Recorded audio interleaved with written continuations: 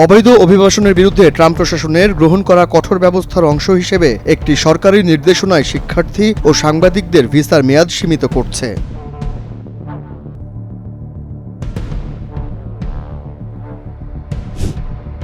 টিকানীতি ও জনস্বাস্থ্য বিষয়ক নির্দেশনাবলী নিয়ে বাড়তে থাকা উত্তেজনার মধ্যে সিডিসির 4 জন ঊর্ধ্বতন কর্মকর্তা পদত্যাগ করেছেন।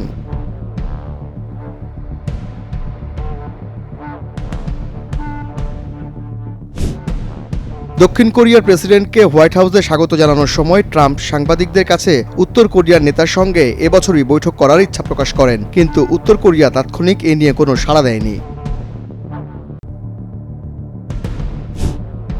চীনের রাজধানী বেইজিংয়ে আগামী 3 সেপ্টেম্বর অনুষ্ঠেয় একটি সামরিক কুচকাওয়াজে উপস্থিত থাকবেন উত্তর কোরিয়ার নেতা কিম জং উন।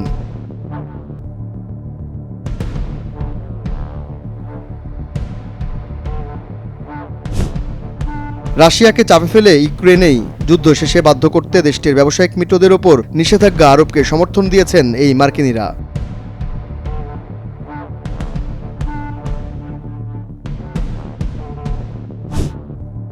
এই শোচনীয় দুর্ঘটনার মাত্র 1 সপ্তাহ আগে হেরাত প্রদেশে আরেকটি বাস দুর্ঘটনায় প্রায় 80 জন নিহত হয়েছিল।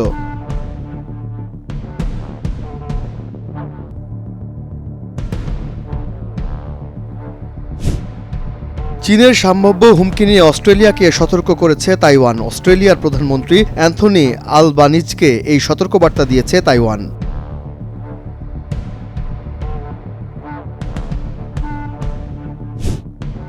ফিলিস্তিনের গাজা উপত্যকার কাছেই বিনেই নেটজারিম এলাকায় ড্রোন হামলা হয়েছে। শহরটি ইসরায়েলি নিয়ন্ত্রণাধীন।